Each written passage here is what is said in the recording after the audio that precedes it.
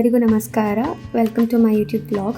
ಇವತ್ತು ನಾವು ಬಳ್ಕೂರಲ್ಲಿದ್ದೀವಿ. ಬಳ್ಕೂರು ಕುಂದಾಪುರ ಹತ್ತಿರ. ಅಲ್ಲಿಂದ ನಾವಿವತ್ತು ಟೆಂಪಲ್ ರನ್ ಮಾಡೋಣ ಅಂತ. ನಾವೀಗ ಫಸ್ಟ್ ಹೋಗ್ತಿರೋ ಜಾಗ ಕಮಲಶಿಲೆ ದೇವಸ್ಥಾನ.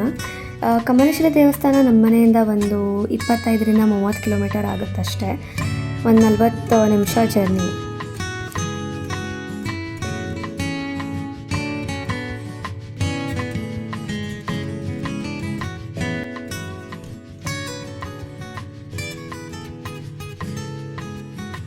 ವೆಲ್ಕಮ್ ಟು ಕಮಲಶಿಲೆ ದುರ್ಗಾ ಪರಮೇಶ್ವರಿ ದೇವಸ್ಥಾನ.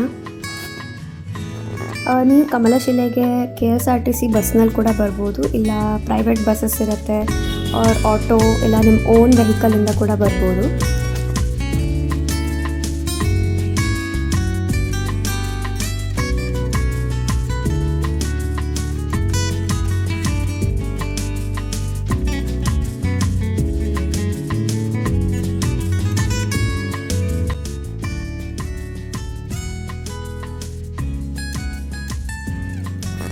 ಈ ದೇವಸ್ಥಾನ ತುಂಬ ಫೇಮಸ್ ಆಗಿರೋ ದೇವಸ್ಥಾನ ನಮ್ಮ ಉಡುಪಿ ಕುಂದಾಪುರದಲ್ಲಿ. It's a must visit place ಅಂತಲೇ ಹೇಳ್ಬೋದು. ಆ್ಯಂಡ್ ದೇವಸ್ಥಾನ ಕೂಡ ನೋಡ್ಲಿಕ್ಕೆ ತುಂಬ ಚೆಂದ ಇದೆ.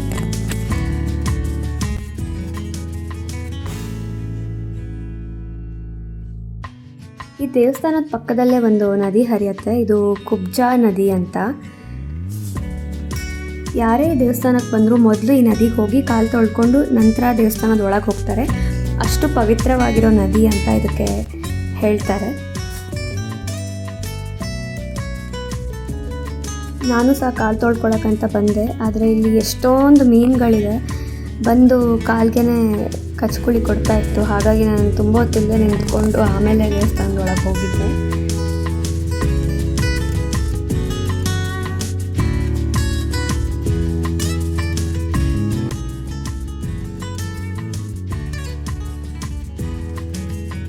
ಈ ದೇವಸ್ಥಾನದ ವಿಶೇಷತೆ ಏನಂದರೆ, ನಾನು ಆಗಲೇ ಹೇಳ್ದಂಗೆ ಇದು ದುರ್ಗಾ ಪರಮೇಶ್ವರಿ ದೇವಸ್ಥಾನ.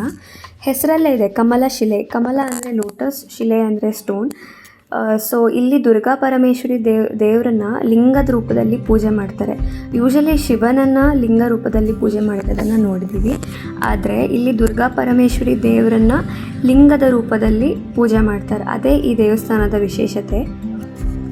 ಒಳಗಡೆ ವಿಡಿಯೋ ಮಾಡೋಕ್ಕೆ ಬಿಟ್ಟಿಲ್ಲ, ಯಾಕೆಂದರೆ ಅದು ಪ್ರೊಹಿಬಿಟೆಡ್.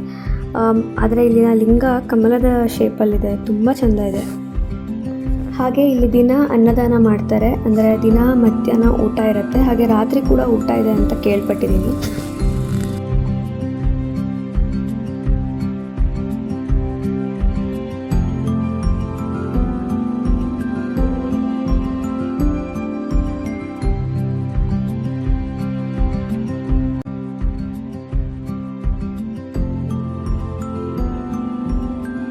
ನೀವೇನಾದರೂ ಕಮಲಶಿಲೆಗೆ ಬಂದರೆ ಈ ಪ್ಲೇಸ್ನ ಮಾತ್ರ ಮಿಸ್ ಮಾಡಬೇಡಿ. ಕಮಲಶಿಲೆಯಿಂದ ಜಸ್ಟ್ 2 ಕಿಲೋಮೀಟರ್ಸ್ ದೂರದಲ್ಲಿ ಆದಿಸ್ಥಳ ಗುಹಾಲಯ ಅಂತ ಇದೆ. ಇದು ಕಮಲಶಿಲೆ ದೇವಿಯ ಮೂಲ ಜನ್ಮಸ್ಥಳ ಅಂತ ನಂಬ್ತಾರೆ. ಸುತ್ತಮುತ್ತ ಪೂರ್ತಿ ಮರಗಿಡಗಳೇ ಇರೋದು. ತುಂಬ ಚೆನ್ನಾಗಿದೆ ಜಾಗ ಮಾತ್ರ.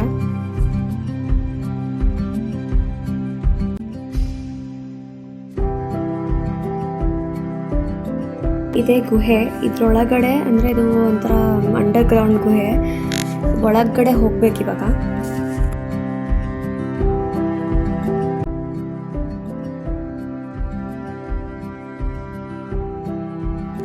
ಇಲ್ಲಿ ಪೂಜೆ ಮಾಡೋರೆ ಫುಲ್ ಗುಹೆ ಬಗ್ಗೆ ಗೈಡ್ ಮಾಡ್ತಾರೆ. ಸೊ ನಮಗೆ ಒಂದು ಐಡಿಯಾ ಸಿಕ್ಕಿತ್ತು ಈ ಗುಹೆನಲ್ಲಿ ಏನೇನಿದೆ, ಏನು ಪೂಜೆ ಮಾಡ್ತಾರೆ, ಯಾವ್ಯಾವ ದೇವರಿದ್ದಾರೆ ಅಂತ. ಈ ಗುಹೆ ಒಳಗಡೆ ತ್ರಿಶಕ್ತಿ ಸಂಗಮ ಅಂತ ಏನೋ ಇದೆ. ಮಹಾಕಾಳಿ, ಮಹಾಲಕ್ಷ್ಮಿ ಮತ್ತು ಮಹಾಸರಸ್ವತಿ ದೇವಿ 3 ರೂಪಗಳ ಕಲ್ಲು ಈ ಗುಹೆ ಒಳಗಿದೆಯಂತೆ.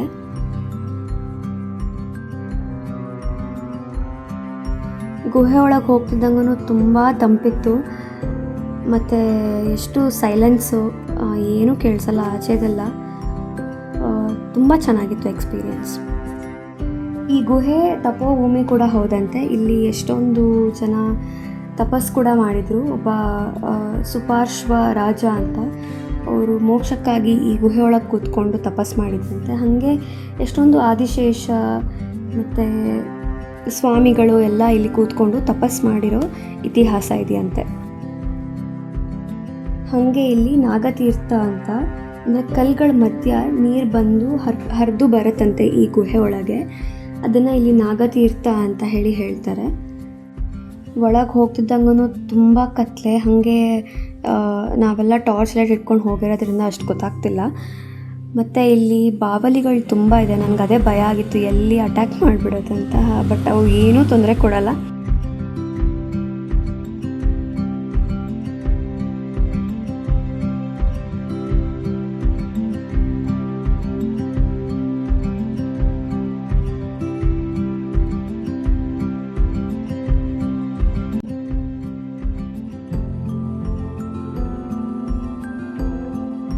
ಗುಹೆ ಎಲ್ಲ ನೋಡಿಕೊಂಡು ನಾವು next ಹೋಗ್ತಿರೋ place Shri Keshavanatheshwara temple. ಈ ದೇವಸ್ಥಾನ ಇರೋದು ಮೂಡುಗಲ್ಲು ಕೆರಾಡಿ ಗ್ರಾಮದಲ್ಲಿ. ನಮಗೆ ಕಮಲಶಿಲೆಯಿಂದ ಇದು ಒಂದು 13 ಕಿಲೋಮೀಟರ್ಸ್ ಆಗುತ್ತೆ ಅಷ್ಟೇ, ಒಂದು ಅರ್ಧ ಗಂಟೆ ಬೈಕಲ್ಲಾದರೆ. ಇಲ್ಲಿ ಡೈರೆಕ್ಟ್ ಪಬ್ಲಿಕ್ ಅಥವಾ ಪ್ರೈವೇಟ್ ಬಸ್ಸಸ್ ಅಂತೂ ಇಲ್ಲ. ನೀವು ಬರೋಂಗಿದ್ರೆ ನಿಮ್ಮ ಸ್ವಂತ ವೆಹಿಕಲಲ್ಲಿ ಬರೋದೇ ಬೆಸ್ಟ್ ಆಪ್ಷನ್. ಯಾಕಂದರೆ ಇದು ಒಂಥರ ಕಾಡು ಮಧ್ಯೆ ಇರೋ ದೇವಸ್ಥಾನ. Throughout the ride nature ಮಾತ್ರ ಅಲ್ಟಿಮೇಟ್ ಆಗಿದೆ. ನಿಜ ಬೈಕಲ್ಲಿ ಇಲ್ಲ ನಿಮ್ಮ ಕಾರಲ್ಲಿ ಆ ಥರ ಏನಾದರೂ ಬನ್ನಿ, ತುಂಬ ಚೆನ್ನಾಗಿರೋದು ಎಕ್ಸ್ಪೀರಿಯೆನ್ಸ್ ಮಾಡೋಕ್ಕೆ.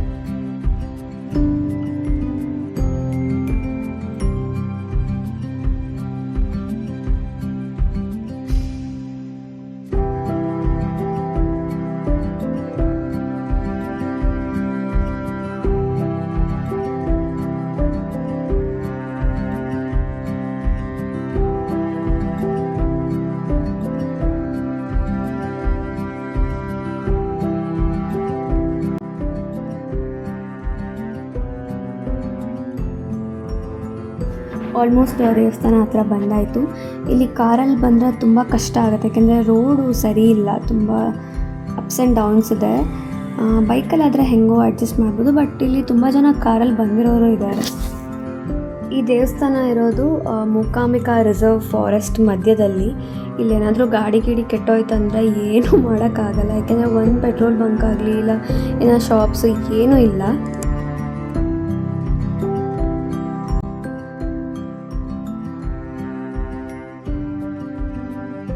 ಆಲ್ರೆಡಿ ಈ ದೇವಸ್ಥಾನ ತುಂಬ ಫೇಮಸ್ ಆಗಿದೆ. ಏನಕ್ಕಂದರೆ ರಿಷಬ್ ಶೆಟ್ಟಿ ಅವ್ರು ಹುಟ್ಟಿದ್ದು ಇದೇ ಊರಲ್ಲಿ. ಹಾಗೆ ಕಾಂತಾರ ಫಿಲಮ್ ಶೂಟಿಂಗ್ ಎಲ್ಲ ಈ ಸುತ್ತಮುತ್ತ ಮಾಡಿದ್ದಾರೆ. ಹಾಗೆ ರೀಸೆಂಟಾಗಿ ಜೂನಿಯರ್ NTR ಮತ್ತು ಪ್ರಶಾಂತ್ ನೀಲ್ KGF ಡೈರೆಕ್ಟರ್ ಅವರೆಲ್ಲ ಇಲ್ಲಿ ಬಂದು ದರ್ಶನ ಮಾಡ್ಕೊಂಡು ಹೋಗಿದ್ದಾರೆ.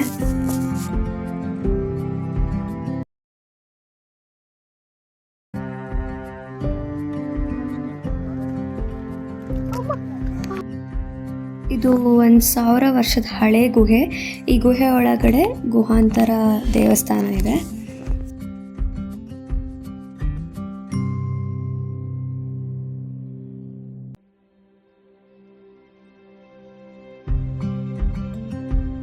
ಈ ಗುಹೆ ಒಳಗೆ ನಡ್ಕೊಂಡು ಹೋಗ್ಬೇಕಂದ್ರೆ ನೀರಲ್ಲೇ ನಡ್ಕೊಂಡು ಹೋಗಬೇಕು. ಒಂದು 75 ಫೀಟ್ ಅಷ್ಟು ಆಳದಲ್ಲಿ ನೀರಿರ್ಬೋದು. ನೀರಂತೂ ತುಂಬ ತಣ್ಣಗಿತ್ತು. ಆಚೆ ಎಷ್ಟು ಬಿಸಿಲಿದ್ರು ಇಲ್ಲಿ ಒಳಗಡೆ ಗುಹೆಯಲ್ಲಿ ಮಾತ್ರ ತುಂಬ ತಣ್ಣಗಿದೆ.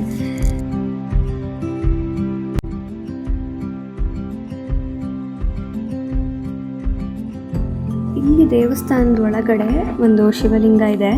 ಇದಕ್ಕೆ ಪೂಜೆ ಮಾಡ್ತಾರೆ. ಆದರೆ ಇಲ್ಲಿ ಇನ್ನೂ ಒಂದು ಲಿಂಗ ಇದೆ, ಅಂದರೆ ಸೆಲ್ಫ್ ಮ್ಯಾನಿಫೆಸ್ಟೆಡ್ ಲಿಂಗ ಇದು. ಅಂದರೆ ಅದಾಗದೇ ಉದ್ಭವ ಆಗಿರುವಂಥ ಒಂದು ಶಿವಲಿಂಗ. ಇದು ಕಂಪ್ಲೀಟ್ ನೀರು ಒಳಗಡೆನೇ ಇರುತ್ತೆ, ನಮಗೆ ಕಾಣಿಸೋದೇ ಇಲ್ಲ, ನಾವು ಕೈ ಹಾಕಿ ಮುಟ್ಟಬೇಕು. ಈ ಗುಹೆ ಒಳಗಿರೋ ನೀರಲ್ಲಿ ಮೀನುಗಳು ಕೂಡ ಇದೆಯಂತೆ, ನಮಗೆ ನೋಡೋಕ್ಕೆ ಸಿಕ್ಕಿಲ್ಲ. ಅದರಲ್ಲಿ ಬರೋರೆಲ್ಲ ಅಕ್ಕಿ ತಂದು ಹಾಕ್ತಾರೆ. ಹಾಗೆ ಇಲ್ಲಿ ಹರಿಯೋ ನೀರು ಎಲ್ಲಿಂದ ಬರುತ್ತೆ ಅಂತ ಇದುವರೆಗೂ ಗೊತ್ತಿಲ್ಲ. ಆದರೆ ಇದು ಕಾಶಿಯಲ್ಲಿರೋ ಗಂಗೆ ನೀರಿಗೆ ಸಂಪರ್ಕ ಇದೆ ಅಂತ ಇಲ್ಲಿ ನಂಬ್ತಾರೆ.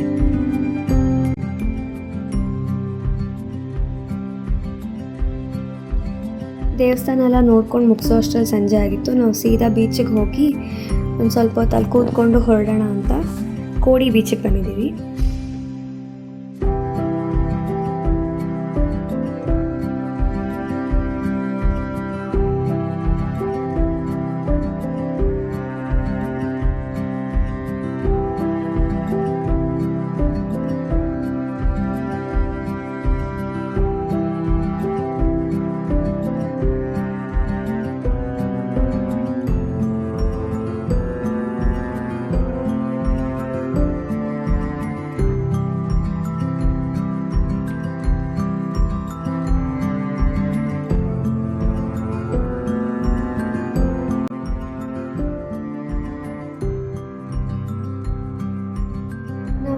ಒಂದು ಪ್ಲೇಸ್ನ ಕವರ್ ಮಾಡಬೇಕಂತ ಅಂದ್ಕೊಂಡಿದ್ವಿ, ಬಟ್ ಅವತ್ತು ಟೈಮ್ ಸಾಲದೆ ಹೋಗೋಕ್ಕಾಗಲಿಲ್ಲ.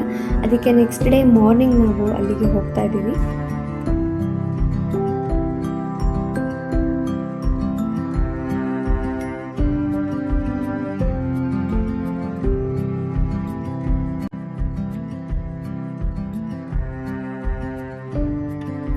Welcome to the hidden gem Haladi bridge. ಇದು ವರಾಹಿ ಇರಿಗೇಷನ್ ಪ್ರಾಜೆಕ್ಟ್ಗೋಸ್ಕರ ಬಿಲ್ಡ್ ಮಾಡಿರೋಂಥ ಬ್ರಿಡ್ಜು.